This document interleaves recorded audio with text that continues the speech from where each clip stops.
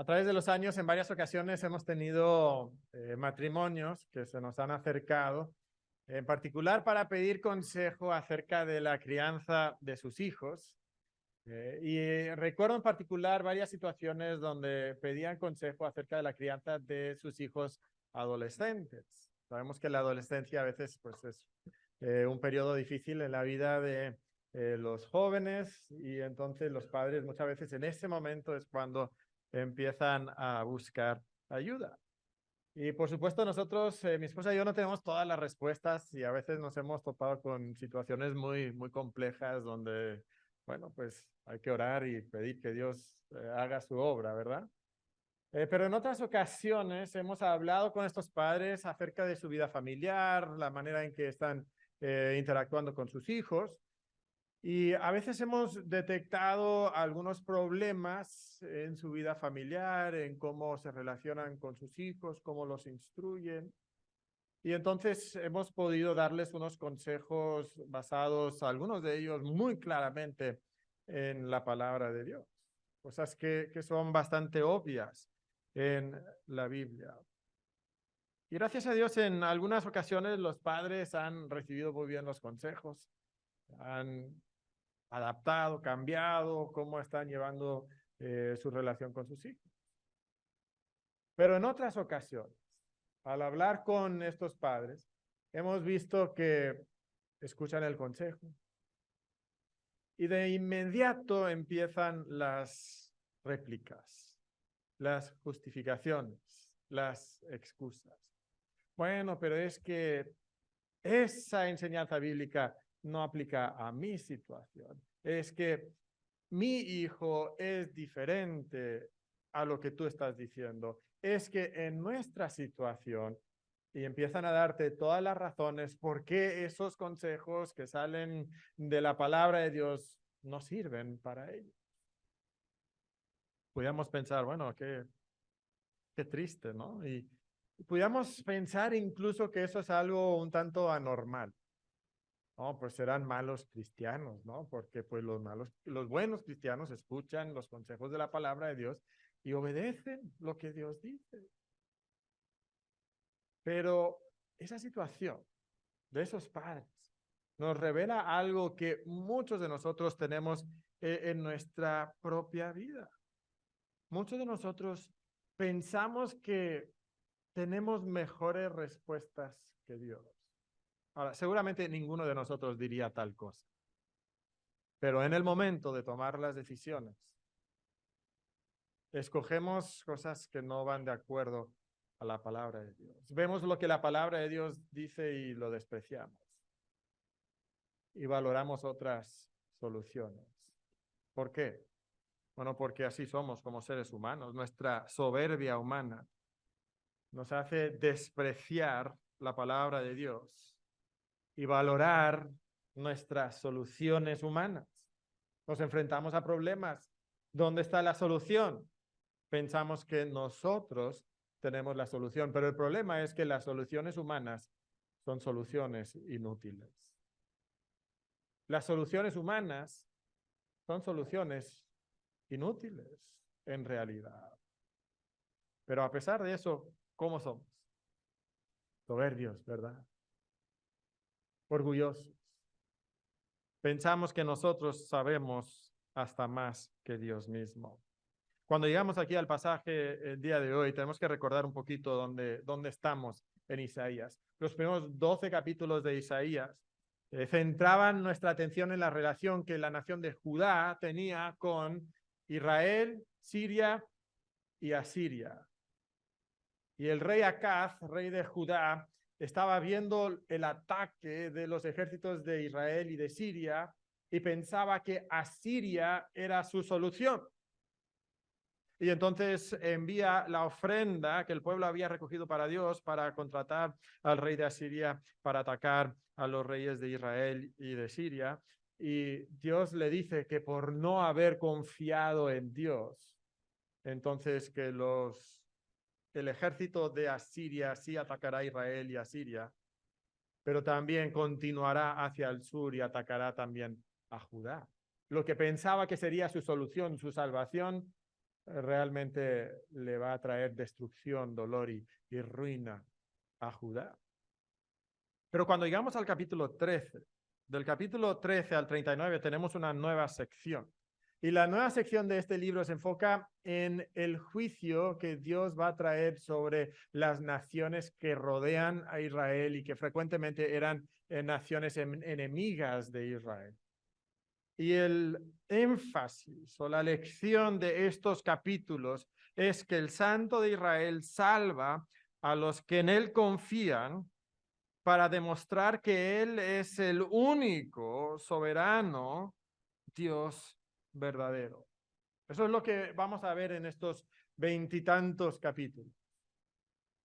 Este Santo de Israel está gobernando sobre todas las naciones y salva a todos los que confían en Él. Salva a Judá. Judá va a sufrir el juicio de Dios por su rebeldía en contra de Dios. Pero luego Dios va a preservar un remanente, va a salvar a su pueblo. Va a juzgar a las demás naciones paganas, idólatras. Pero incluso podemos ver que hay pequeños indicios de que Dios también va a salvar a algunos de esas naciones que confían en Jehová. Entonces la salvación no es solamente para Judá, para Israel, es para todos los que confían en Jehová. Entonces, este es el énfasis que encontramos en estos capítulos y en los capítulos 13 y 14 que el pastor Daniel predicó hace 2 semanas. Vemos cómo Dios anuncia juicio sobre Babilonia, especialmente, y luego dedica unos versículos para el juicio que va a traer sobre Asiria y Filistea. En los capítulos 15 y 16 que nos tocan el día de hoy, vemos cómo Dios pone su punto de mira sobre Moab. Moab, otra de las naciones cercanas ahí. Moab, si nosotros recordamos en la Biblia, Moab fue el hijo que Lot concibió con su propia hija después de Sodoma y Gomorra. Recordamos esa triste historia en Génesis capítulo 19, ¿verdad? Lo hemos estudiado recientemente en los grupos pequeños. Moab, ese hijo de Lot y su hija, entonces llega a convertirse en una nación que se ubica al sureste de Israel. Aquí pueden ver en el mapa la ubicación de Israel. Vemos el reino de Judá, el reino de Israel, y del otro lado del Mar Muerto encontramos a la nación de Moab. Y a través de los siglos había mucha guerra entre Moab e Israel y Judá, Moab y Amón, el reino del norte, y Moab y Edom, el reino del sur. Hay mucha guerra ahí. Y normalmente cuando Israel era fuerte, era una nación más grande que Moab, entonces Israel dominaba sobre Moab. Pero cuando Israel decaía, cuando Israel a veces era atacada por otras naciones, entonces Moab se aprovechaba.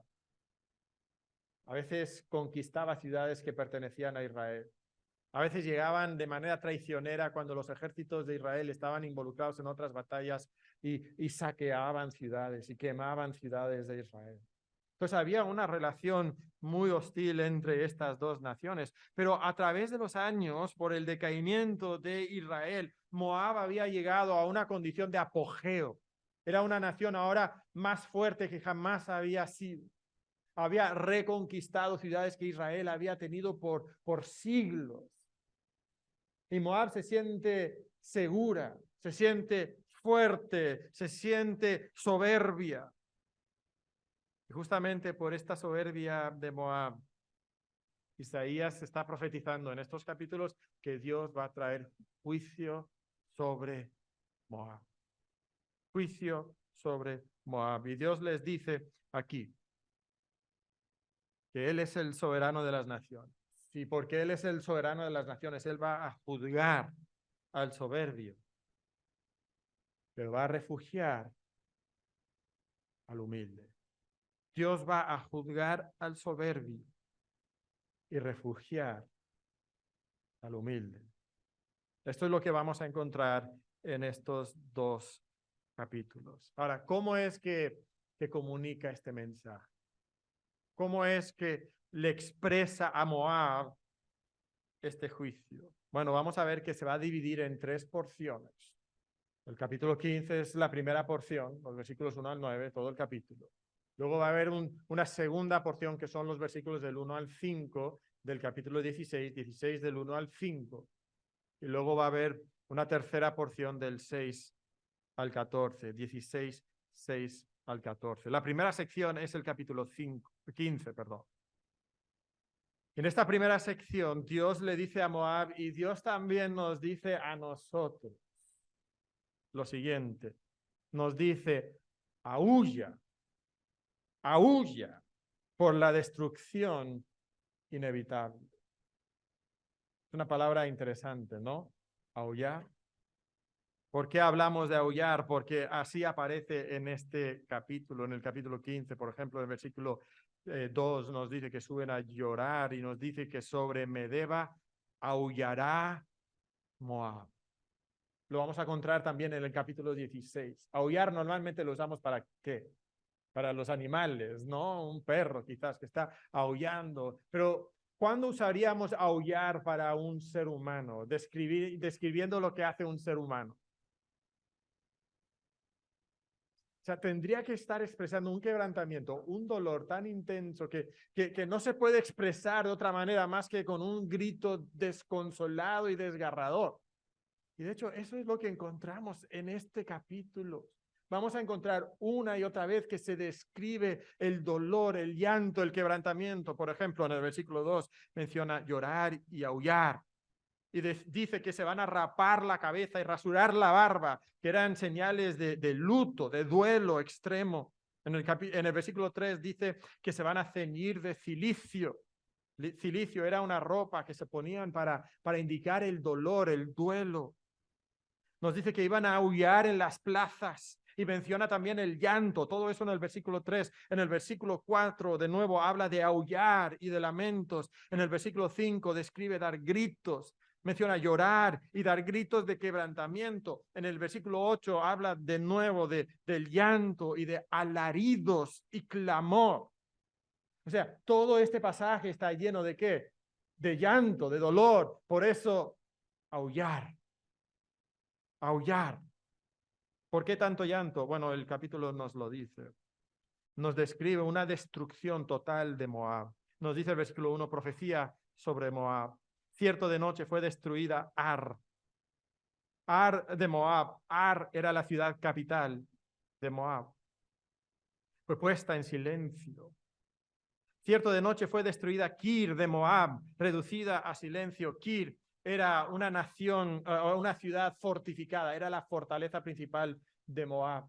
De hecho, encontramos en Segunda de Reyes, capítulo 3, que Israel, Judá y Edom juntaron sus ejércitos para atacar a Moab y llegaron a la ciudad de Kir, rodearon la ciudad, pero no pudieron tomar la ciudad de Kir. 3 ejércitos no pudieron tomar la ciudad de Kir. Era la fortaleza principal de Moab, pero ahora nos dice este versículo que en una sola noche cae su fortaleza principal. Y por eso entonces ahora nos lamentamos, aullamos por esta destrucción inevitable que viene sobre esta ciudad. ¿Cuál fue la respuesta de Moab ante esta situación? Nos dice el versículo 2, subió a Bayit. La palabra Bayit es la palabra casa, que frecuentemente se usa para describir un templo. Y entonces nos dice que ellos fueron ¿a dónde? A sus templos, a adorar a sus dioses, a pedirle ayuda a sus dioses. Nos dice que subieron a lugares altos a llorar. Los lugares altos eran donde se construían altares a los dioses. Y ahí pedían ayuda a sus dioses. Y es interesante porque cuando Israel, Judá y Edom atacaron a Moab, el rey moabita se llamaba Mesa, o si quieres decirlo así, pudieras decirlo Mesha también. Era el nombre de este rey moabita. Y cuando se encontró rodeado por estos ejércitos enemigos, tomó a su hijo primogénito, nos dice Segunda de Reyes capítulo 3, y lo sacrificó a su dios Quemos. Y nos dice que entonces tan chocante fue este sacrificio que las demás naciones se retiraron y dejaron a Moab. Y entonces el rey Moab preserva la narración de su victoria sobre Israel, Judá y Edom en una estela.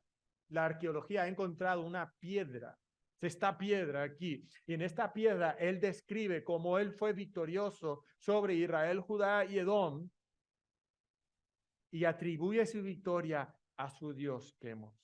¿Por qué? Porque él había sacrificado a su hijo a su Dios y por eso su Dios le dio victoria. Y ahora entonces, creyendo que su Dios es poderoso, él va al templo, Moab va al templo a pedirle a sus dioses falsos que les liberen ahora del enemigo de Asiria que viene para atacarlos, pero estos dioses son inútiles. Son las soluciones humanas, pero las soluciones humanas son inútiles. Y entonces vienen a estos lugares altos y claman a sus dioses, pero no encuentran respuesta y entonces aúllan. Rapan sus cabezas, se rasuran la barba, se ciñen de cilicio en el versículo 2. En todos los lugares, hasta en las plazas, aullarán todos, deshaciéndose en llanto.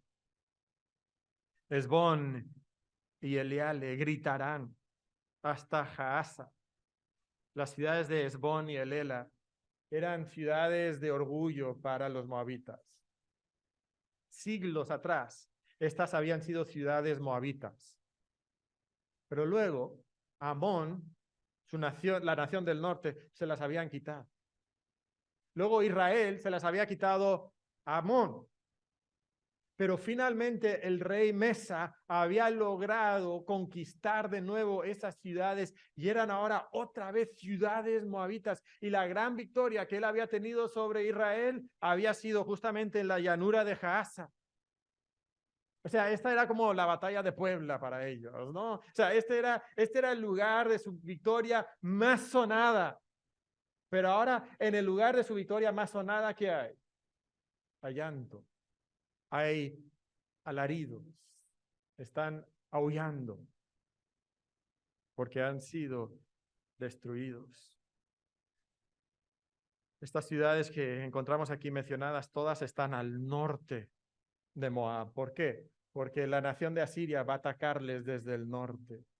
Y entonces la primera sección del país que va a caer es la sección del norte. Pero cuando llegamos al versículo 5, vamos a notar que hay una transición y hay un cambio. Y nos movemos ahora del norte del país al sur del país. Porque el ejército enemigo avanza y los refugiados, vamos a encontrar que hay un énfasis muy grande sobre los refugiados de Moab, que ahora están huyendo del ejército enemigo y están huyendo hacia el sur. Y nos dice el versículo 5, mi corazón dará gritos por Moab, sus fugitivos huirán hasta Zoar. Zoar, quizás te suena ese nombre. Zoar fue la ciudad donde Lot, con sus hijas, quiso refugiarse. ¿Se acuerdan? El ángel les dijo, mira, vayan al monte. Ellos dijeron, no, al monte no es muy difícil. Entonces, ¿podemos ir a Zoar? Sí, bueno, pueden ir a Zoar. Y entonces Lot y sus hijas van a Zoar, pero tienen miedo de los habitantes de Zoar y entonces se van a las cuevas. Y ahí en las cuevas es donde Lot concibe un hijo con sus hijas, con cada una de sus hijas. Y de ahí salen los moabitas. Los moabitas ahora han tomado esta ciudad Zoar. Es parte de su nación, pero es una ciudad al sur. Nos dice que van subiendo por la cuesta de Luit, subirán llorando. Levantarán gritos de quebrantamiento por el camino de Joronaim. Otra vez, todo esto está en el sur de Moab. Entonces, del norte, los refugiados huyen hacia el sur, intentando encontrar algún lugar donde puedan encontrar asilo. Pero ¿cómo es este lugar hacia el sur? Nos dice el versículo 6. Las aguas de Nimrín serán consumidas y se secará la hierba, se marchitarán los retoños, todo verdor perecerá, porque esa zona al sur es una zona desértica. Y no solamente es desértica, pero en este momento va a haber todavía menos agua, menos hierba de lo normal. ¿Por qué? Porque Dios está juzgando a Moab. Está juzgando a este pueblo rebelde. En el versículo 7 nos dice que mientras ellos van huyendo hacia el sur, sus riquezas, esas riquezas que ellos habían adquirido muchas veces saqueando a las ciudades de Israel, llevándose el botín de las ciudades de Judá, esa riqueza que ellos habían adquirido Esa riqueza que ellos se habían reservado y habían guardado en sus casas, está volando hacia el norte. Están siendo llevadas al norte, hacia el torrente de los sauces. Y entonces, versículo 8, el llanto rodeó los límites de Moab, o sea, hasta todas las fronteras, de norte a sur. Lo único que hay en Moab que es aullar, grito, quebrantamiento, tristeza. Hasta Eglaim llegó su alarido y hasta Berelim su clamor. Las aguas de Dimón se llenarán de sangre. Fíjate lo que está pasando. Están siendo masacrados a tal grado que los ríos están corriendo rojos con la sangre de los moabitas. Y los que escapan, ¿qué va a suceder? Porque yo, Jehová, traeré sobre Dimón males mayores. Leones a los que escaparen de Moab y a los sobrevivientes de la tierra. Vaya pasaje tan difícil, ¿no? Esto no es un pasaje inspirador donde lo leemos y decimos, ay, qué bonito, ¿verdad? Gracias, Dios, por este pasaje. Es un pasaje triste. Hermanos, esto es lo que sucede cuando nosotros confiamos en nuestras propias soluciones. Cuando rehusamos escuchar la palabra de Dios. Sufrimos. Hay dolor, hay quebrantamiento, hay llanto, aullamos. Pero, ¿sabes? Hay algo sorprendente aquí en este pasaje. ¿Qué reacción pudiéramos esperar entre los judíos cuando escuchan a Isaías dar esta profecía? Pues Moab es una nación enemiga, ¿verdad? Entonces, seguramente la nación de Judá, al escuchar la caída y la destrucción de Moab, deberían de estar contentos, ¿no? Estos enemigos, estos que siempre nos han causado problemas, qué bueno. Y seguramente la mayoría de los oyentes de Isaías, cuando escuchan este mensaje, están contentísimos por lo que está pasando. Pero en el versículo 5 hay algo que nos sorprende. Mira cómo describe Isaías su propio corazón. Mi corazón dará gritos por Moab. El profeta se lamenta profundamente por la destrucción que viene sobre Moab. Él no está contento. Este corazón de Isaías refleja el corazón de Dios que no está contento con el juicio y la destrucción que viene sobre el impío. Y lo que encontramos entonces aquí es un corazón compasivo, como el corazón compasivo de Dios. Dices, pero Mateo, Dios aquí está juzgando. Sí, está juzgando, pero aún así nuestro Dios es un Dios que no se deleita en la destrucción del impío. Yo me tengo que preguntar, ¿cómo vamos nosotros en nuestro propio corazón? ¿Tenemos realmente un corazón compasivo? ¿O tenemos corazones duros, inmisericordios? Nosotros que hemos conocido la compasión de Dios, deberíamos de ser las personas más compasivas. Tristemente, no lo somos.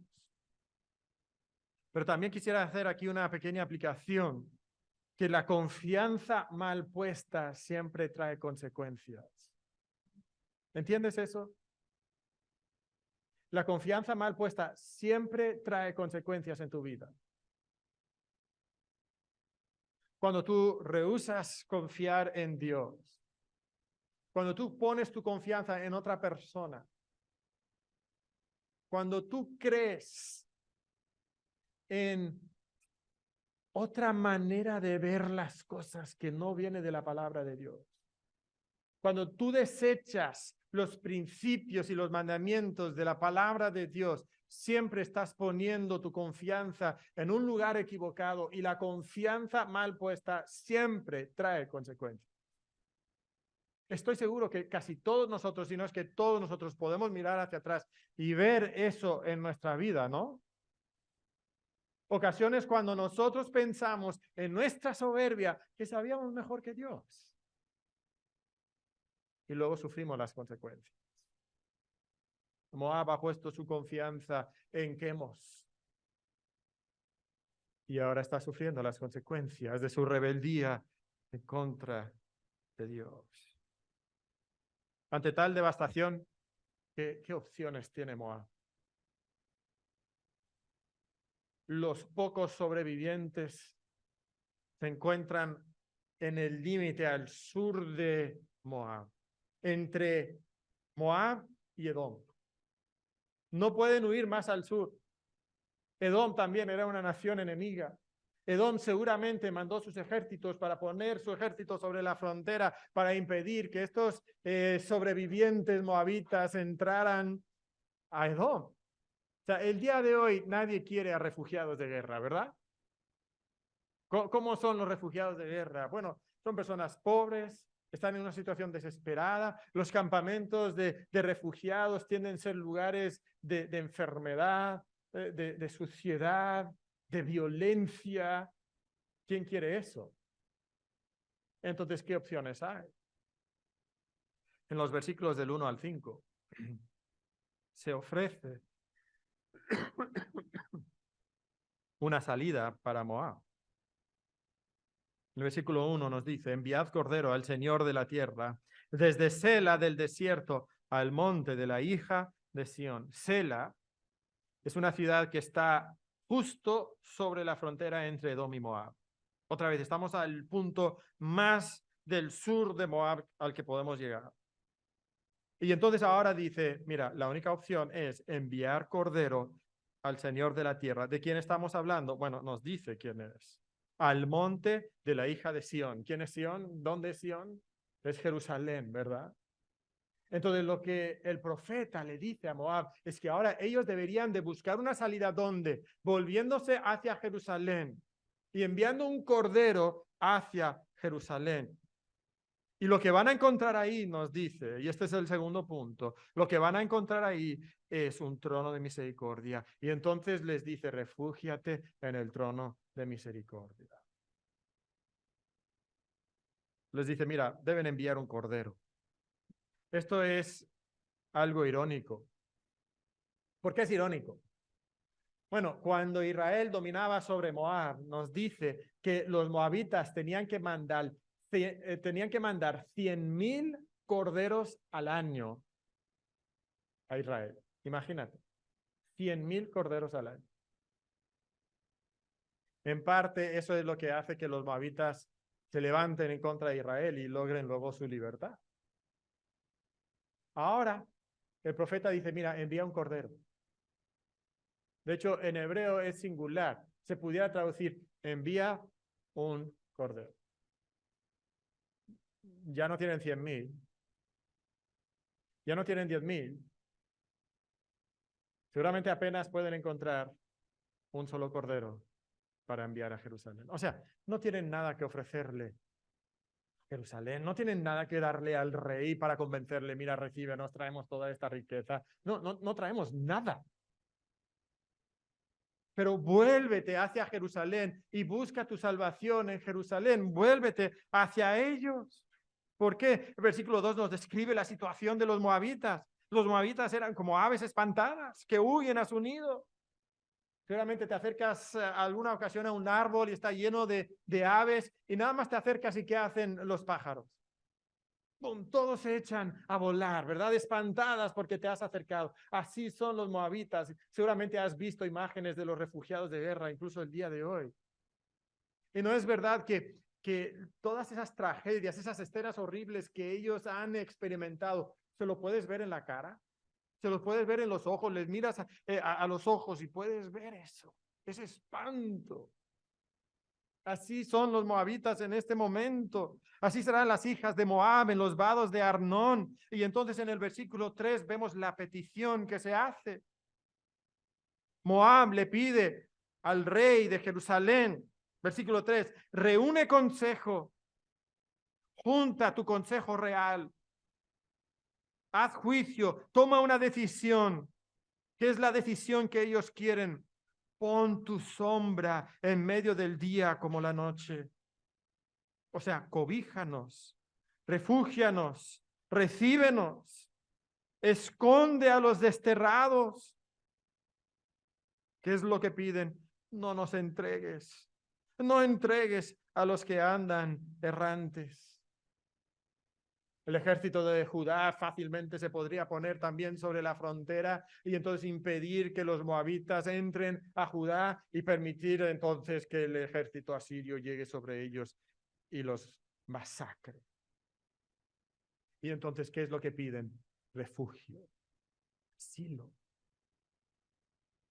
Escóndenos. No tenemos otra opción. En el versículo 4 entonces nos dice, moren contigo mis desterrados, oh Moab. Esta es la instrucción del profeta para Judá. Judá, permite que ellos moren contigo. Sé para ellos escondedero de la presencia del devastador. Recíbelos, protégelos. Es curioso porque en el versículo 3, donde habla de poner su sombra en medio del día, no sé si te recuerda algo de la historia de Israel. ¿Te recuerda algo de la historia de Israel? ¿Recuerdas que cuando Israel estaba en el desierto vagando por 40 años, qué era Dios para ellos? Dios para ellos era sombra, ponía una columna de nube sobre ellos para que no estuvieran expuestos al sol abrasador. Y lo irónico es que cuando estaban en el desierto, Israel, la nación de Israel, quiso pasar por Moab y Moab no lo recibió. ¿Se acuerdan de ellos? Pero ahora con cierta ironía en su momento de necesidad, aunque ellos no recibieron a Israel, ahora Moab viene y pide que los reciban a ellos. Y que ellos sean como Dios fue para Israel. ¿Sabes? Como hijos de Dios deberíamos de siempre reflejar el carácter de nuestro Dios. Deberíamos de reflejar los actos de nuestro Dios. Como Dios obra, así deberíamos de orar nosotros. Como Dios es, así deberíamos de ser nosotros. Y esto es lo que está pidiendo para ellos. Y sabes, a veces nosotros no somos como Dios es. Israel aquí no debía de ser vengativo y duro. El cristiano tampoco debería de ser vengativo y duro. Y no es verdad que a veces nosotros cuando vemos que Dios está transformando nuestro carácter y está haciendo que salgan en nosotros ciertas virtudes, empieza a salir cierta integridad, cierta honestidad, cierta responsabilidad y fidelidad. Y sabes, eso te convierte en un mejor trabajador. Y a veces cristianos empiezan a prosperar en su trabajo por esas virtudes que el Espíritu Santo está produciendo en ellos. Pero curiosamente, a veces como cristianos empezamos luego a mirar a los demás a nuestro alrededor que no tienen las virtudes que Dios ha producido en nosotros y empezamos a volvernos duros y crueles y juiciosos contra los demás. ¿No es verdad? Y a veces empezamos a despreciar a los demás. Empezamos a juzgarlos. Pero hermanos, eso es solamente el resultado de la gracia de Dios en tu vida. Esas virtudes no son tuyas, son del Espíritu Santo. Y Dios es un Dios compasivo y amoroso y nosotros también deberíamos de tener compasión de las personas a nuestro alrededor. Y vemos cómo aquí Dios le instruye a su pueblo a ser un pueblo amoroso y compasivo y que refugie a estos desterrados. Estos versículos, los versículos 4 y 5 también dan dos promesas. La primera promesa la encontramos en la segunda parte del versículo 4. ¿Qué dice? Porque el atormentador fenecerá, o sea, el atormentador llegará a su fin y el devastador tendrá fin. El pisoteador será consumido de sobre la tierra. Mira, Moab, Asiria te está atacando, pero Asiria va a llegar a su fin. Y entonces hay esperanza. Incluso para Moab hay esperanza. Pero la segunda promesa es hermosa y la encontramos en el versículo 5. Y dice lo siguiente: y se dispondrá el trono en misericordia. Se dispondrá el trono en misericordia. cuando tú llegues a Judá, cuando tú llegues al rey en Jerusalén y tú pidas asilo y refugio, ¿qué vas a encontrar? Misericordia. Es un trono de misericordia. Encontrarás misericordia. Y vas a encontrar sobre él sentado firmemente a un rey. Un rey que ¿de dónde viene? Viene del tabernáculo de David. O sea, es un descendiente de David. Y este rey será alguien que va a juzgar y buscar el juicio y apresurar la justicia. Los moabitas estaban sufriendo la crueldad de los asirios. Sabemos cómo es la guerra, ¿verdad? Lo escuchamos el día de hoy. Leía hace unos días de lo que han descubierto en Ucrania, en esas fosas comunes. Cuerpos con evidentes señales de tortura a manos de los soldados rusos. Y eso es hoy día en un mundo civilizado. Imagínate cómo era la guerra hace 2500 años. Eran brutales. Los asirios eran conocidos por pelarle la piel a sus cautivos. O sea, vivos, y les quitaban la piel. Era horrible. Pero en contraste con todo ese horror que ellos estaban conociendo, ellos podrían llegar al rey, al hijo de David, sentado en el trono de Jerusalén y encontrar un trono de misericordia. Un rey que haría justicia. Ese sería su refugio. Y sabes, ese trono sigue siendo el refugio de cada uno de nosotros el día de hoy. Ese trono sigue siendo un trono de misericordia. Si hay alguien que nos visita el día de hoy, alguien que no ha entregado su vida a Jesús, Jesús es el hijo de David, es el hijo que reina. Si tú no has entregado tu vida a ese Jesús, a ese rey, te quiero decir que ese rey es el único refugio que existe para tu alma. No existe otro refugio. Es el único acceso al trono de misericordia. Ese hijo de David también es el hijo de Dios que descendió del cielo para llevar el castigo de nuestros pecados. Y cuando nosotros entonces nos humillamos delante de Dios y reconocemos nuestro pecado, que somos pecadores, que no tenemos nada que ofrecer, nosotros no tenemos ni un cordero que ofrecerle a Dios. Cuando reconocemos eso y venimos a Dios, entonces, ¿qué encontramos? Encontramos la misericordia de Dios, encontramos el refugio que solamente Jesús nos puede dar. Ese trono es nuestro refugio. Es el refugio de cada persona que no ha entregado su vida a Jesús, pero es también el refugio de cada uno de nosotros que viene ya como hijo de Dios. Este pasaje, al hablar del trono de misericordia, me recuerda a Hebreos capítulo 4, versículo 16, donde dice, acerquémonos pues confiadamente al trono de ¿qué? Al trono de la gracia. ¿Para alcanzar qué?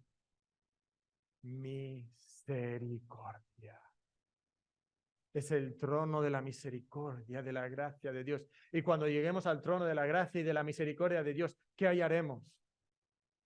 El oportuno socorro cuando nosotros estamos necesitados, cuando estamos corriendo del enemigo, donde no tenemos otra opción. ¿A quién nos podemos voltear? Nos podemos voltear a Jesús, podemos ir al trono de gracia, podemos encontrar su misericordia y recibir el oportuno socorro. Hermano, yo no sé a qué situación te estás enfrentando, pero el día de hoy yo sé que tu refugio es el trono de misericordia. Ahí debes buscar asilo. Ahí debes encontrar refugio. Entonces, Dios le dice a Moab, refúgiate en el trono de misericordia. Ante esta situación, ¿cómo va a responder Moab? Pensaríamos que su respuesta sería la correcta, pero mira lo que sucede. Los versículos del 6 al 19, al 14, perdón, nos dice, aúlla por el juicio evitable. Aúlla por el juicio evitable. Es del 16 del 6 al 14. ¿Cuál es la respuesta de Moab? Es trágica. Versículo 6, hemos oído la soberbia de Moab. Muy grandes son su soberbia, su arrogancia y su altivez, pero sus mentiras no serán firmes en contraste con el firme rey de Jerusalén. Las mentiras de Moab no son firmes, no durarán. Ellos en su soberbia, aún en su momento de mayor necesidad, piensan, yo no necesito al rey de Jerusalén. Yo tengo mis propias soluciones. Yo no necesito humillarme delante de los judíos. No, no, no, nada de eso. Ellos se cuentan sus mentiras que van a sobrevivir, pero sus mentiras no son firmes. Su soberbia es muy, muy grande, nos dice. Versículo 7, por tanto, aullará Moab. Todo él aullará. Gemiréis en gran manera abatidos por las tortas de uvas de Kir-Jaraset. Kir-Jaraset era esa ciudad al norte, su fortaleza, y ahí tenían tortas de uva. Estas eran cosas lujosas y ellos habían podido disfrutar esto, pero ya no más. ¿Por qué? Versículo 6, los campos de Hesbón fueron talados. Otra vez surge esa imagen del hacha. Asiria como el hacha de Dios, talando, talando, talando, y Moab es talada, sus vides son taladas. Esto es anormal. Normalmente los ejércitos dejarían las vides, pero no, aquí la destrucción es completa, es total, se extiende desde el norte hasta el sur, desde las zonas fructíferas al norte del país hasta el desierto al sur del país. Por donde quiera que vayan, todo es destrucción, todo es, versículo 9, lamento y lloro por la viña de Sibma, todo es regado de lágrimas por las ciudades que han caído, las cosechas que no han sido cegadas porque ha venido el grito de guerra. Versículo 10, entonces no hay cosecha, por tanto no hay gozo y no hay alegría en el campo fértil, en las viñas no cantarán ni se regocijarán. Uno de los momentos más gozosos del año para estas naciones era el momento de la cosecha, pero ahora ya no hay gozo, no hay regocijo. No podrán pisar las uvas para crear el vino en los lagares. Todo ha cesado. Y mira el versículo 11, mira otra vez la compasión del profeta. Por tanto, mis entrañas vibrarán como arpa por Moab y mi corazón por Kir-Jaraset. Y a pesar de todo esto, mira el versículo 12. ¿A dónde se vuelve Moab? Y cuando apareciere Moab cansados, ¿dónde? Sobre los lugares altos. ¿A dónde se vuelven? A pesar de toda la destrucción, a pesar de que su rey, de que su Dios no ha podido protegerle del ejército asirio, otra vez, ¿a dónde corren? A sus lugares altos. Vendrán a su santuario a orar, ¿y qué? No le valdrá. ¿Por qué? Porque las soluciones humanas son inútiles. Son inútiles. No funcionan. No funcionan. Versículos 13 y 14 entonces nos dicen, como un epílogo, esta palabra que Isaías había pronunciado, inspirado por Jehová, vendrá sobre Moab. Pero mira el versículo 14. Pero ahora Jehová ha hablado diciendo, dentro de 3 años, como los años de un jornalero, será abatida la gloria de Moab con toda su gran multitud, y los sobrevivientes serán pocos, pequeños y débiles. Qué triste, ¿verdad? Qué triste. Dices, pero Mateo, el punto dice que debemos de aullar por el juicio evitable. ¿Por qué dices evitable? ¿Sabes la tragedia más grande de todo esto? Es que esta es una profecía. Profecía entonces nos dice que está anunciando algo futuro. Y si es algo futuro, entonces significa que todavía no ha llegado y que Dios de esta profecía es una oferta para Moab de evitar este juicio. Si ellos escucharan la voz de Dios, si ellos creyeran la palabra de Dios, si ellos corrieran a Jerusalén a refugiarse, no en sus santuarios y lugares altos, sino fueran a refugiarse en el Hijo de David, entonces podrían haber evitado esta gran destrucción. Pero en su soberbia humana despreciaron la palabra de Dios y valoraron sus propias soluciones, y sus soluciones fueron inútiles, y entonces toda esta tragedia era algo evitable para la nación de Moab. Y sabes, este mensaje no era solamente un mensaje para Moab. De hecho, ¿quiénes fueron los que primero escucharon este mensaje? No fueron los moabitas, aunque probablemente se predicó en Moab en alguna ocasión. ¿Sabes quiénes recibieron este mensaje? El pueblo de Dios, Judá.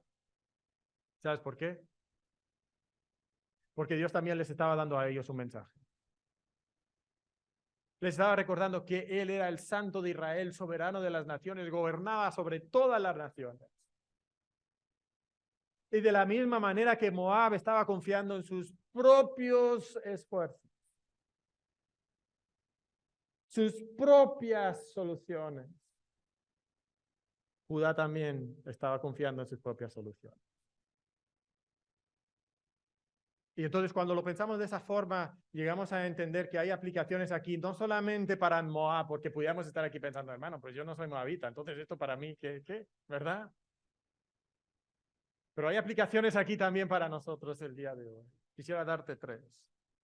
La primera es simplemente y sencillamente que Dios juzga al rebelde.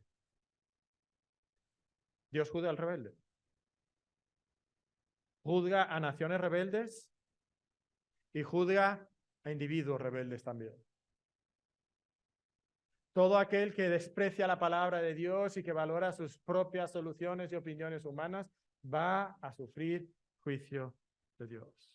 A veces es difícil aceptar eso porque no nos gusta pensar, primero, que Dios es un Dios de juicio, ¿verdad? Todo el mundo, ay, Dios es amor, Dios es amor, Dios es amor. Sí, Dios es amor, pero Dios también es justo y Dios también es juez. Y nos cuesta aceptar que Dios es un Dios de juicio. Pero también nos cuesta pensar y aceptar que nosotros somos rebeldes. Vivimos en un mundo que nos dice, es que todos nosotros somos buenos, ¿verdad? No. Todos nosotros somos pecadores. Todos nosotros somos rebeldes. Nacemos rebeldes. Y si no corremos a refugiarnos bajo el trono de misericordia de Jesús, el Hijo de Dios, entonces nosotros vamos a sufrir el juicio de Dios. Dios juzga al rebelde. Y te quiero preguntar si tú te has reconocido rebelde. Si ha llegado un momento de tu vida donde tú te reconociste rebelde y pecador delante de Dios y reconociste que tus buenas obras no son nada que tú puedes ofrecer a Dios, eso no te puede salvar. Solamente el Hijo de David es tu esperanza de refugio. Tienes que correr a Cristo. Es la única opción. La Biblia nos dice que no hay quien busque a Dios. Todos se desviaron, a una se hicieron inútiles, no hay quien haga lo bueno, ni siquiera uno. ¿Te cuesta aceptar eso? Si te cuesta aceptarlo, es probable que estás luchando con tu propia soberbia. Esa soberbia que te va a llevar a despreciar la palabra de Dios y buscar tus propias soluciones. No, refúgiate en el trono de misericordia. Tienes que doblegarte, sí, es un trono, pero es un refugio. Es un lugar de misericordia. La segunda aplicación, entonces, para nosotros como creyentes. Recuerda, este mensaje ¿para quién fue primeramente? Fue para los judíos, el pueblo de Dios. Y Dios para los judíos quería recordarles que todo el que desconfía y desobedece a Dios sufre las consecuencias de su pecado. Todo el que desconfía y desobedece a Dios sufre las consecuencias de su pecado. Todo.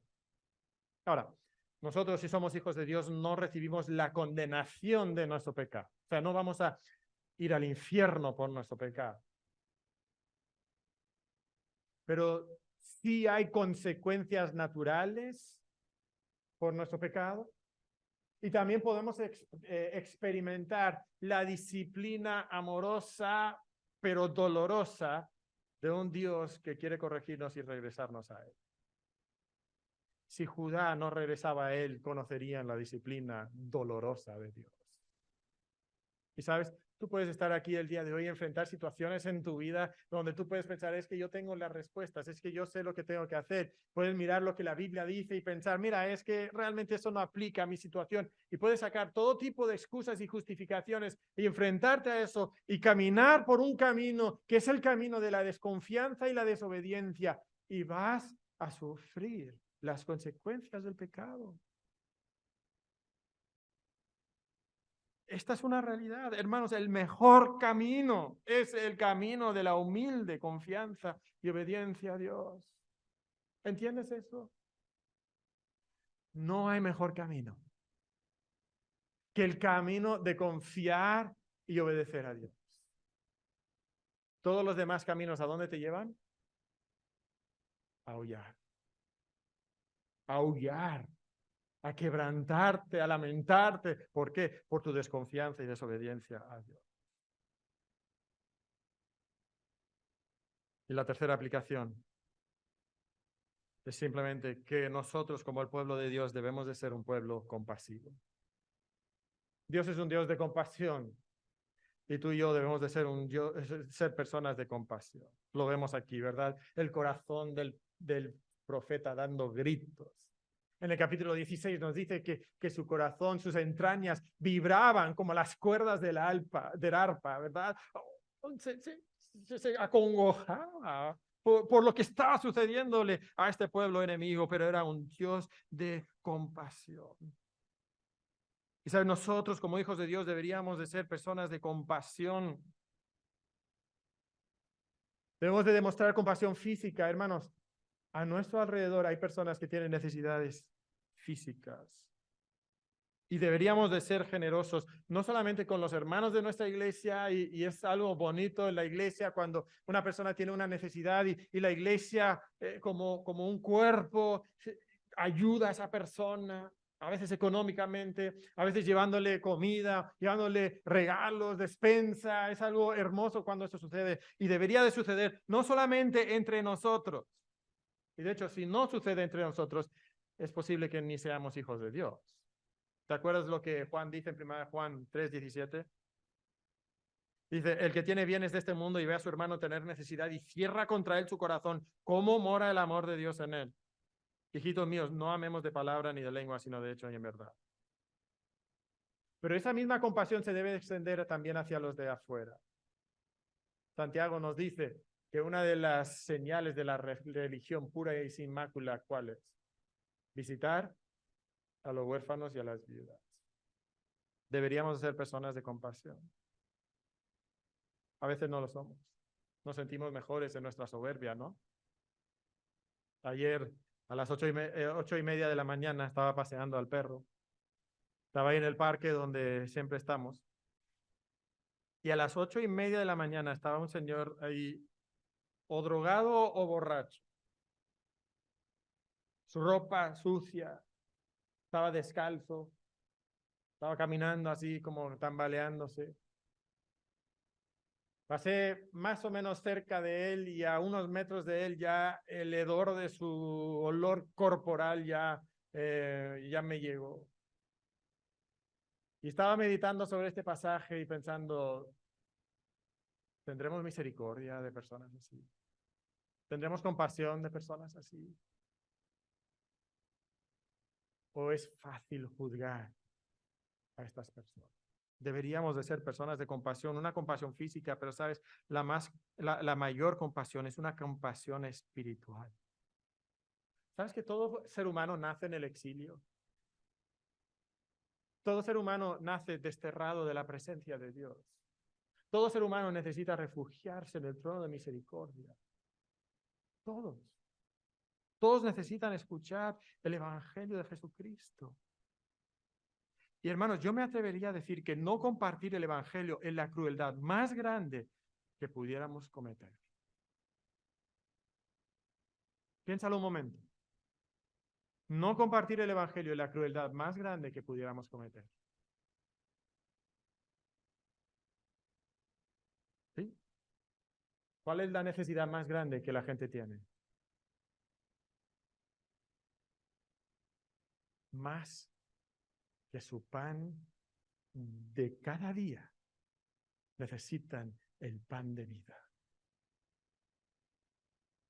¿Qué tal nosotros? Estamos compartiendo el Evangelio.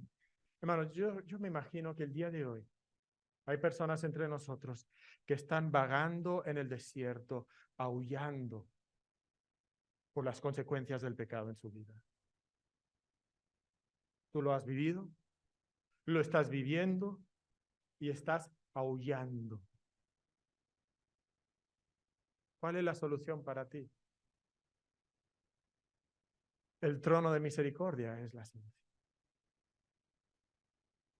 Corre al Hijo de David, a Jesús, y encontrarás misericordia y gracia y oportuno socorro.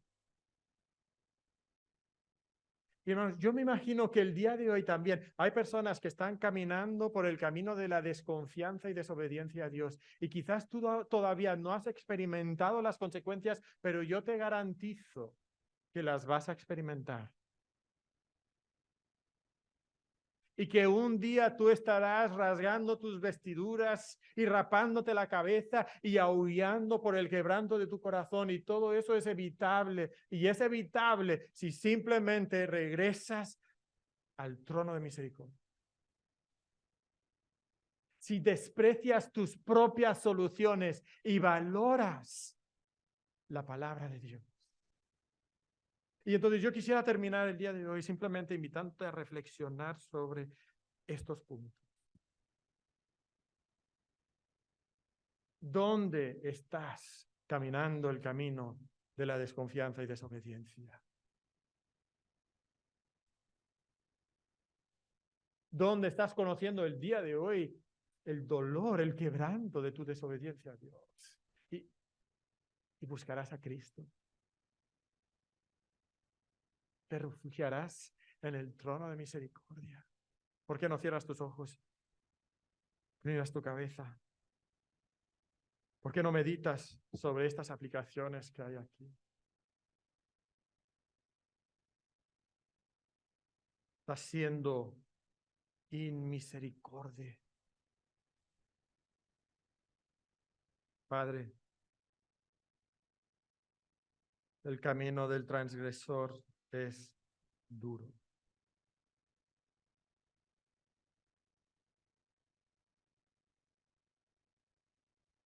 Nuestros corazones conocen el quebranto de la desconfianza y la desobediencia.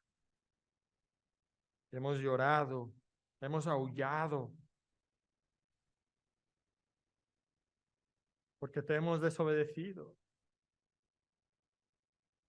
Y Padre, hoy tú nos ofreces un mejor camino, el camino de la gracia y la misericordia. Y hoy regresamos al trono de misericordia. Padre, te pido por mis hermanos, algunos quebrantados por el dolor, otros destinados, Señor, al dolor, si no cambian su destino. Déjenos, ayúdanos, humíllanos. Toma un momento para reflexionar y orar y regresar al trono de misericordia.